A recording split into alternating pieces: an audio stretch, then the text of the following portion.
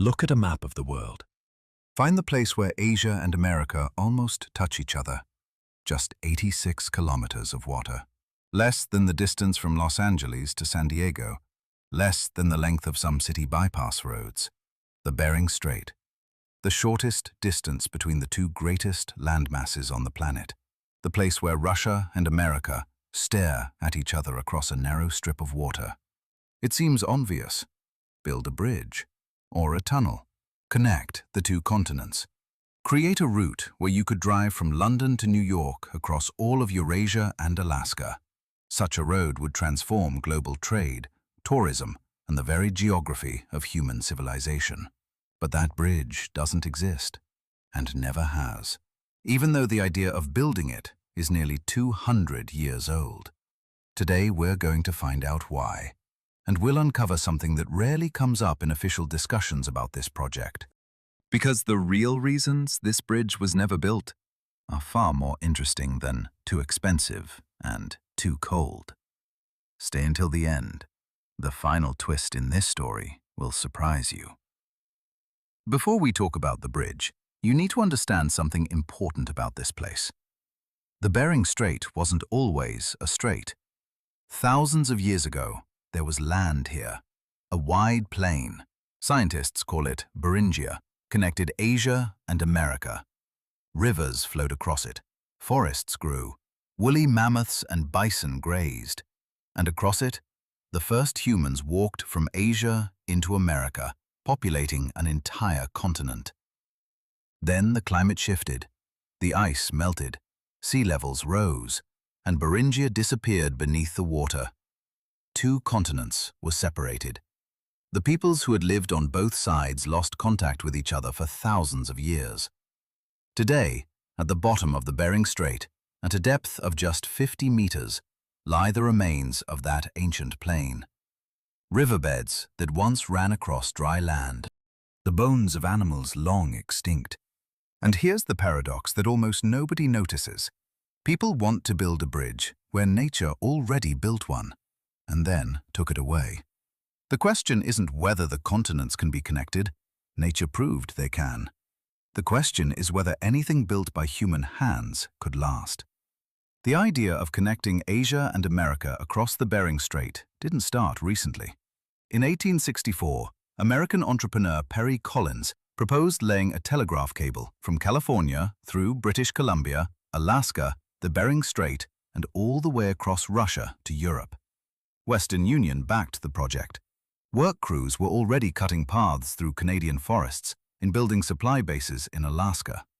Then, in 1866, Cyrus Field successfully laid a transatlantic cable across the floor of the Atlantic Ocean, directly from America to Europe. Collins's project became instantly obsolete. It was cancelled. The forest clearings grew back. The Alaskan bases were abandoned. But the idea didn't die. In 1902, American engineer Joseph Strauss, the same man who would later design the Golden Gate Bridge in San Francisco, proposed building a bridge across the Bering Strait. His calculations showed technically possible, financially ruinous. Through the decades that followed, the idea kept resurfacing. Soviet engineers revisited it in the 1930s. It came up again in the 1990s, in the spirit of post-Cold War cooperation. In 2011, Russia officially included a Bering Strait tunnel in its long-term transportation plans.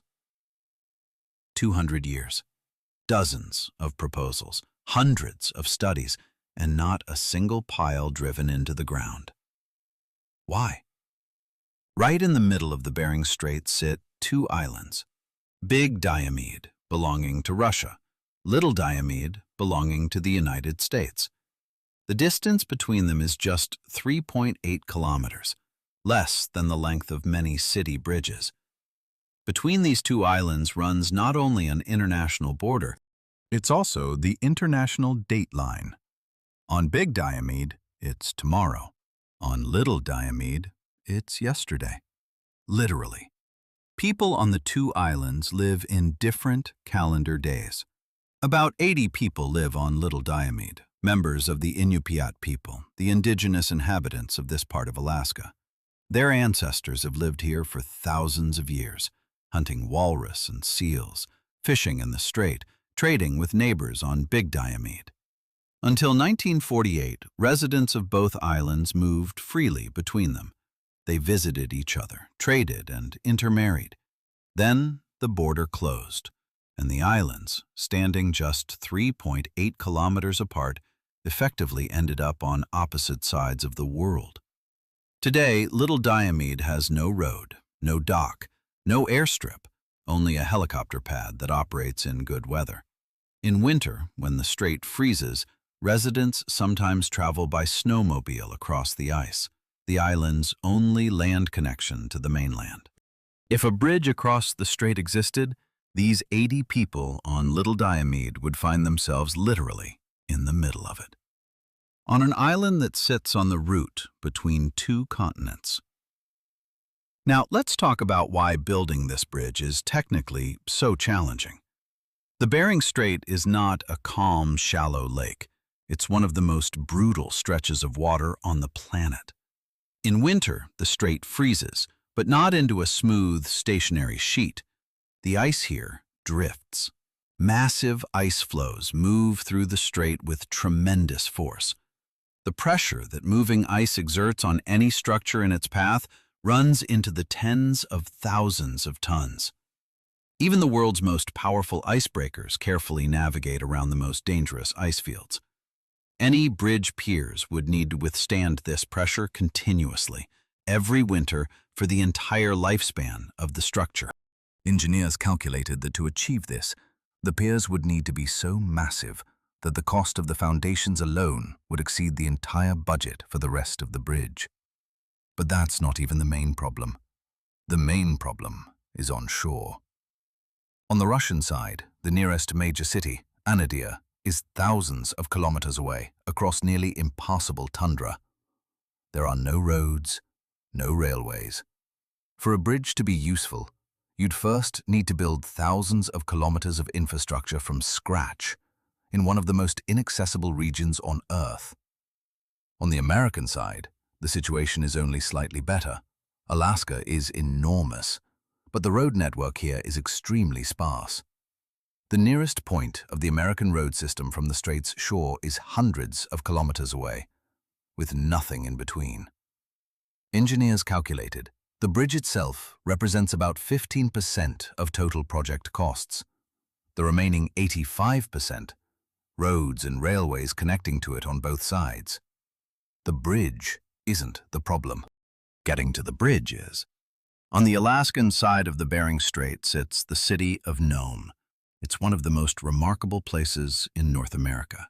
Nome appeared in 1899, after gold was discovered here. Within a matter of months, tens of thousands of prospectors arrived.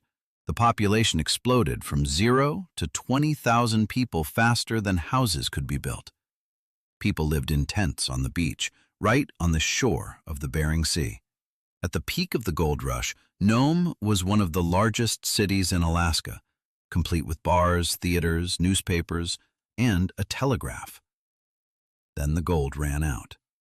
People left. The city emptied.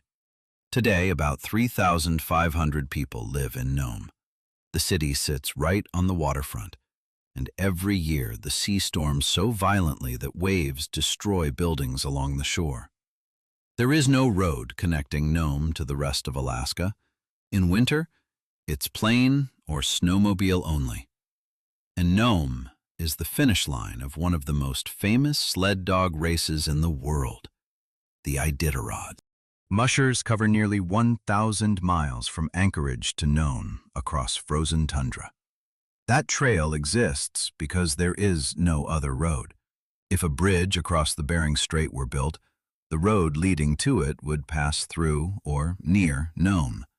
This small city at the edge of the world would become a waypoint on the route between two continents. On the Russian side of the strait lies Chukotka. It's one of the least populated regions in Russia, and one of the largest. Chukotka's area is bigger than France and Germany combined. Its population? Around 50,000 people. The regional capital, Anadyr, sits on the shore of Anadyr Bay. It's one of the most expensive cities to live in across all of Russia. Almost everything, from food to building materials, is brought in by sea or air. In summer, because in winter, navigation shuts down. Anadyr is built on permafrost. Every building here is raised on stilts because heat from buildings melts the frozen ground beneath and structures begin to sink. This creates a striking cityscape, colorful buildings on metal legs with Arctic wind howling beneath them. But here's what makes this place truly fascinating. Chukotka is not empty space. The Chukchi and Yupik peoples have lived here for thousands of years. Their traditional culture is one of the few on Earth shaped entirely by extreme cold and complete isolation. They developed clothing, dwellings, hunting methods, and navigation techniques that allow survival in conditions where modern technology routinely fails. Chukchi hunters still hunt whales from skin boats, using technologies thousands of years old. And those technologies work better than many modern alternatives. If a road to the bridge were built through Chukotka, this way of life would change forever. That understanding, that infrastructure transforms not just geography but culture, adds another barrier to the technical and financial ones. One that is rarely spoken about openly. In 2011, Russia officially included a trans-Bering tunnel in its National Railway Development Strategy through 2030. This isn't just words, it's an official government document. The plan calls not for a bridge, but a tunnel. 2 rail tunnels beneath the floor of the Strait, modeled on the Channel Tunnel under the English Channel, but 5 times longer, plus thousands of kilometers of railway on both sides, across all of Chukotka and through Alaska to the Canadian border. Total estimated cost? Between $65 and $100 billion for infrastructure alone. Construction time? At minimum, 15 to 20 years with full funding. The economic logic exists. Today, a shipping container from Asia to Europe travels by sea in about 30 days. By rail through the tunnel, about 18 days. For certain categories of cargo, that's an enormous difference. But here's where the real problem is buried. This project requires not just money and technology. It requires political trust between 2 countries, sustained for at least 20 years of construction, and then decades more of operation. Because if the tunnel is built, it becomes a strategic point of mutual dependence. Whoever controls the tunnel controls the flow of goods between 2 continents. That political dimension, invisible on engineering blueprints, turns out to be the hardest obstacle of all. 86 kilometers of water. Depth, less than 60 meters. 2 islands in the middle of the strait where people still live today. The Bering Strait is not just an engineering challenge. It's a place where several stories converge at once.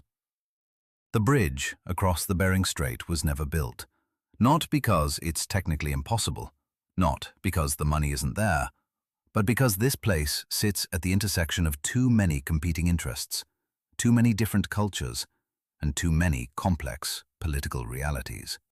Nature once connected these shores, and people walked across that bridge, populating an entire continent. Then nature removed it, and 2 worlds drifted apart again.